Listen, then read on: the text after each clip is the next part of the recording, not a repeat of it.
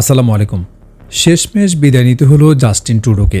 কানাডার নতুন প্রধানমন্ত্রী নির্বাচিত হয়েছেন মার্ক কার্নি, যিনি একজন প্রখ্যাত কানাডীয় অর্থনীতিবিদ ও ব্যাংকার। সেই সাথে ব্যাংক অব কানাডা এবং ব্যাংক অব ইংল্যান্ডের গভর্নর হিসেবেও দায়িত্ব পালন করেছেন তিনি। কার্নি হার্ভার্ড বিশ্ববিদ্যালয় থেকে অর্থনীতিতে স্নাতক এবং অক্সফোর্ড বিশ্ববিদ্যালয় থেকে স্নাতকোত্তর ডিগ্রি অর্জন করেছেন। এর মাধ্যমে দেশটিতে জাস্টিন ট্রুডো অধ্যায়ের সমাপ্তি ঘটল। আগামী কয়েকদিনের মধ্যে ট্রুডো তার কাছে ক্ষমতা হস্তান্তর করবেন। রোববার রাতে কানাডার ক্ষমতাসীন দল লিবারেল পার্টি মার্ক কার্নিকে নতুন দলীয় নেতা হিসেবে নির্বাচিত করে, আর নিয়ম অনুযায়ী এখন তিনি নতুন প্রধানমন্ত্রীও হবেন। দলীয় প্রধান হতে মোট 4 জন প্রার্থী লড়েছিলেন, সেখান থেকে মার্ক কার্নি নির্বাচিত হলেন। তিনি এমন এক সময় কানাডার প্রধানমন্ত্রী নির্বাচিত হলেন যখন যুক্তরাষ্ট্রের সঙ্গে দেশটির বাণিজ্য যুদ্ধ শুরু হয়েছে। প্রধানমন্ত্রী নির্বাচিত হওয়ার পরই কার্নি মার্কিন প্রেসিডেন্ট ডোনাল্ড ট্রাম্পের আরোপিত শুল্ক নিয়ে কথা বলেছেন। কানাডিয়ান পণ্যের উপর যুক্তরাষ্ট্রের 25% শুল্ক আরোপকে নিজেদের জীবনের সবচেয়ে বড় সংকট হিসেবে অভিহিত করেন তিনি।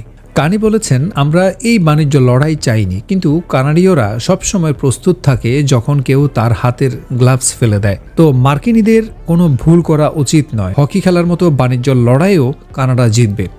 আপনারা জানেন, দ্বিতীয়বার প্রেসিডেন্ট হয়ে কানাডাকে যুক্তরাষ্ট্রের 51তম অঙ্গরাজ্য হিসেবে অভিহিত করে কটাক্ষ করেছিলেন ডোনাল্ড ট্রাম্প। এছাড়া প্রধানমন্ত্রী জাস্টিন ট্রুডোকে গভর্নর ট্রুডো হিসেবে ডেকেছেন তিনি। ট্রাম্পের এই জবাব কিছুটা ঘুরিয়ে দিয়েছেন নতুন নির্বাচিত প্রধানমন্ত্রী মার্ক কার্নি। তিনি বলেছেন, আমেরিকা কানাডা নয় এবং কানাডা কখনো কোনো দিন কোনোভাবে আমেরিকার অংশ হবে না।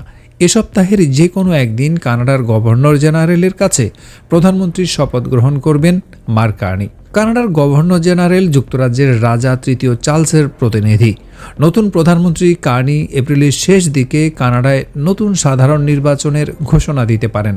গত 6 জানুয়ারি প্রধানমন্ত্রিত্ব ও দলীয় প্রধানের পদ ছাড়ার ঘোষণা দেন জাস্টিন ট্রুডো। তিনি 2015 সালে প্রথম দেশটির প্রধানমন্ত্রী হন, কিন্তু সাম্প্রতিক সময়ে তার জনপ্রিয়তায় ভাটা পড়ে। সে কারণেই মূলত তিনি সরে দাঁড়ানোর ঘোষণা দিয়েছিলেন।